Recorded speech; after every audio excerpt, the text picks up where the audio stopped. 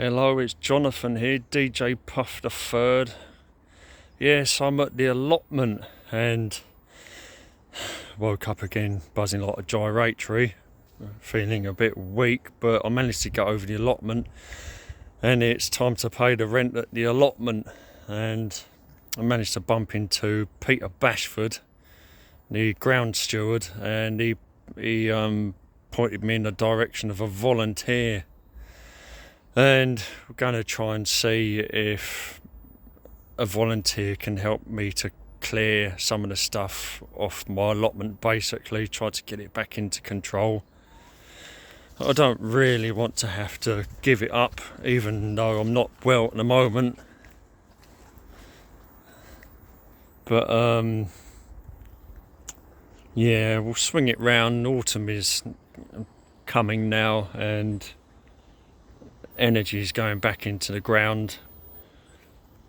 We'll say what's going to happen.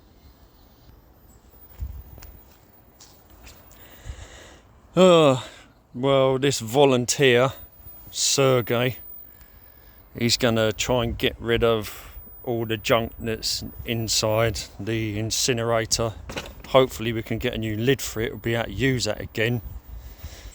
We're keeping the wheelbarrow for now over there. We'll probably end up losing all this stuff as well in the green bin. Also, I did manage to get rid of all the metal, but it's just there's so much junk buried. And he did ask about the blackberry, and I did say that I wanted to keep it. It can be cut back, but all this junk here, this all needs to go. That's that conifer, the big conifer that sadly died this year due to the high temperatures. Apparently he's going to try and move the bonfire. He gave, because there's an oak tree there, and I like to keep them at a certain height and then prune them, keep them pruned, like that one over there. So there's one come up here as well, and he's going to try and get rid of the bonfire, because if I set light to that, it would take up my entire allotment. It'd set light to my entire allotment, and I'd have burning fruit trees. So hopefully at some point this bonfire will disappear and I'll have some bare ground. A raised bed would be lovely there, really would be lovely. We appear to be keeping the rusty old barrel for now. Nothing really was said about this corner where the raspberries are. I've had raspberries before, but crop depends on certain weather conditions, microclimate. Hopefully some of this stuff will disappear as well. Let's see, look at that. That's literally photo degraded. It's falling to pieces in the sun. A giant anthill. You can hardly see it, but it's a giant anthill.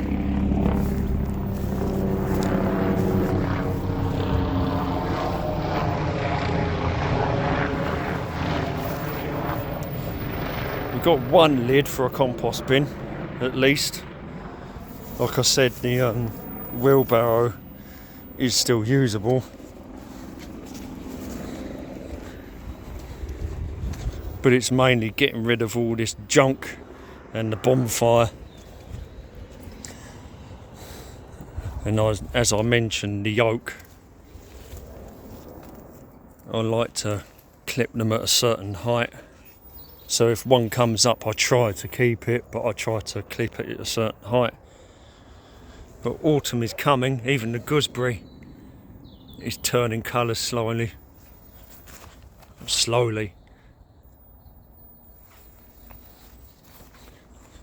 One thing I do like is all the little leaves on the floor, these little buttery and mustard coloured leaves.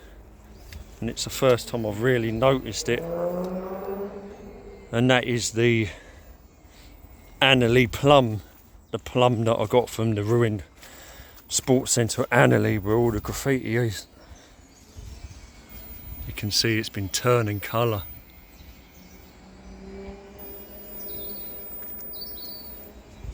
And that tree's done very well.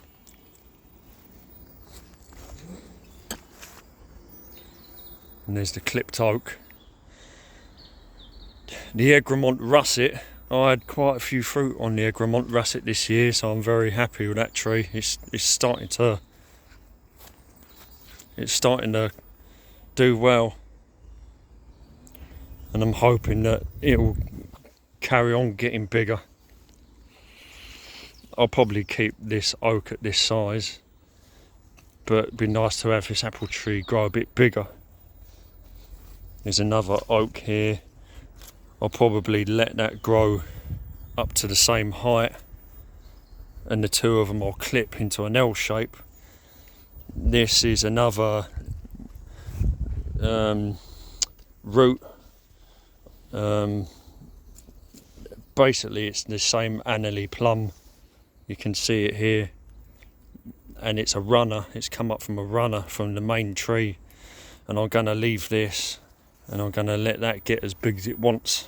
Basically this little one, I'm going to let that just grow. This one I probably won't let it get much bigger, probably just fill this corner.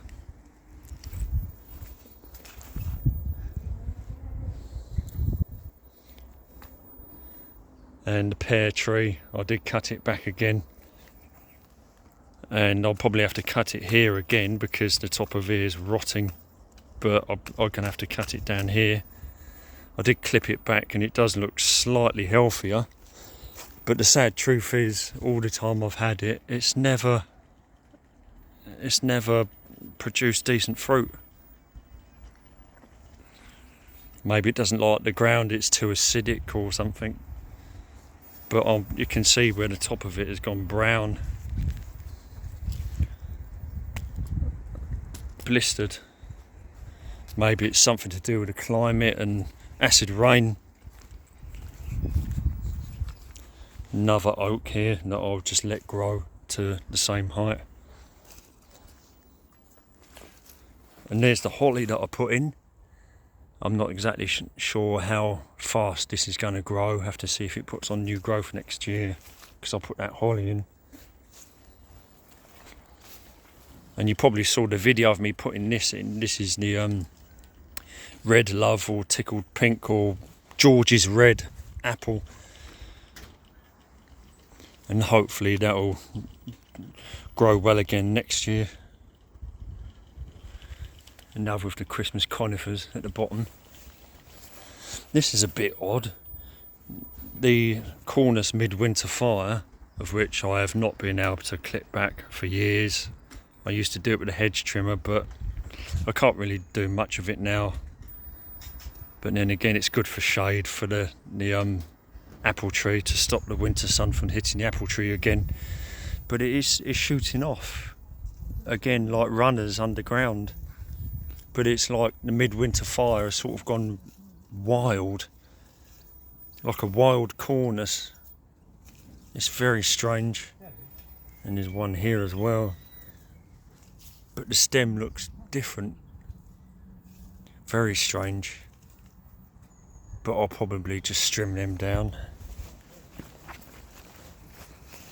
Another Christmas conifer. And this is an apple I put in, which is supposed to be good for cider apples. Not sure what it's called. Put this little conifer in. This is basically the replacement for Hitomi, the one that I found in the Greek graffiti tunnel at Leek Street. Had it for years at Nash's garden, and I went to Nash's garden the other week and Hitomi's stone dead. So this one in the ground is got free range. I'm just going to let it grow as big as it wants. This is a white currant.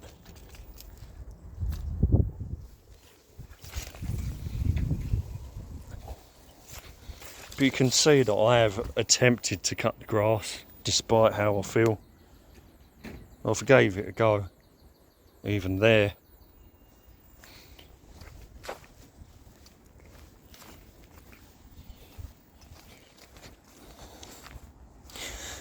See, this should have gone back to Addiscombe, but I forgot it. Here's the pond.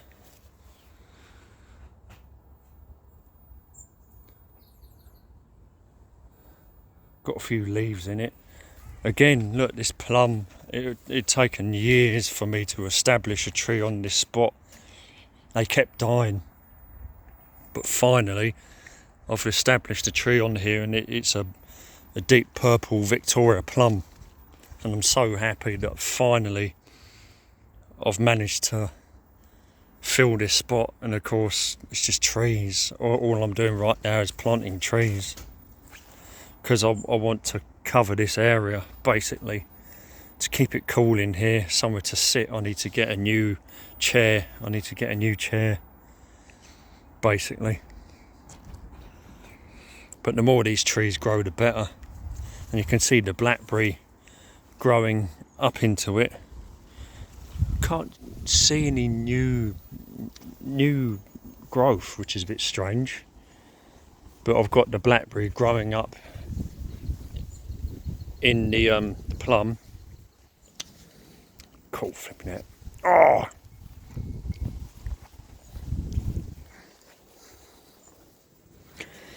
Also, I'm considering this, I think it's an osmanthus. I'm considering adding another cloud pruned level to it. So you've got 1, 2, 3. I'm considering adding another level to it. And it's done nothing for years. It was always here ever since I had the original shed. And it was only in the last, 10 years or so that it really started to kick off in growth. And it looks pretty good next to the shed on that corner. Again, got the Christmas conifer,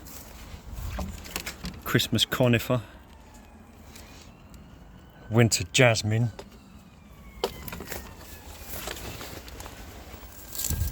come by, here's a come by. And he's gone. I'll put a yew tree in here, just for the hell of it, basically.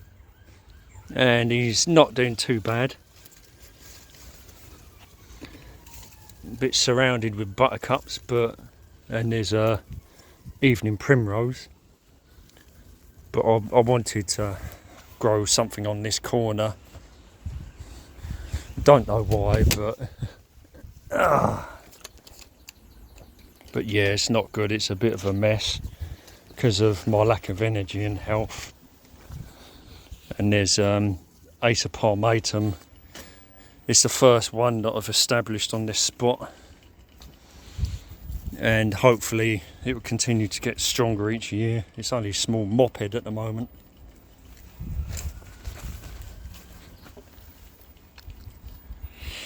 I don't know what the chair's doing over there, but I need a new one. But yeah, autumn, and yeah, the cornice has already lost all its leaves, so I've missed that pretty much. Blackcurrant, redcurrant, josterberry.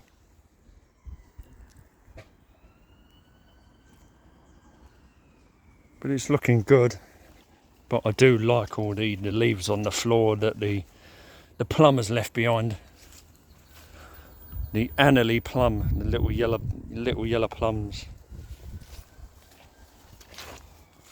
And they'll just be left. I won't be clearing them up, because I'm not like that. And look at this, literally got a ring of teasel. 1, 2, 3, 4. They're going round in a ring pretty much. I think it's because the conifer was blocking that spot. But teasels are good for wildlife as well.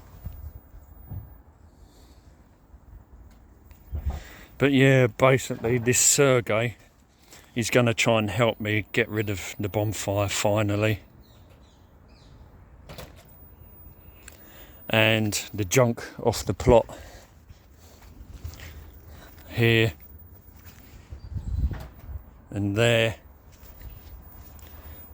because I'd rather not give the allotment up. I think this piece of wood is going as well, with the metal bits on it, the brackets. So yeah, you can probably hear it. I'm a bit subdued at the moment, not got the energetic talk, but I'm talking all right, just not assertive, and it's just day to day basically how I feel. But yeah, I've had a walk around the allotment. You may have to watch it again, but but no, I'm hoping to keep it on. There's a possibility, I'm not sure, may move the cactus collection to my original home in Addiscombe. There's a greenhouse there, 1950s Hall & Co. cedarwood greenhouse.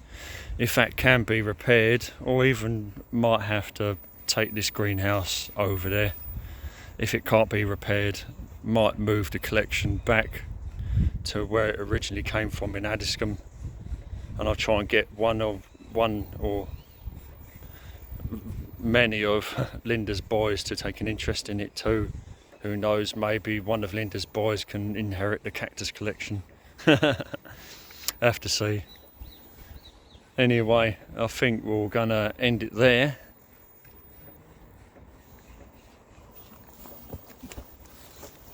I am a bit wobbly, head is going a bit.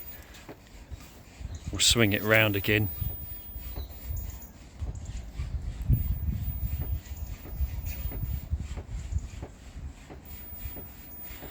See that Annalie Mirabelle plum. Ring your neck parrots in the background.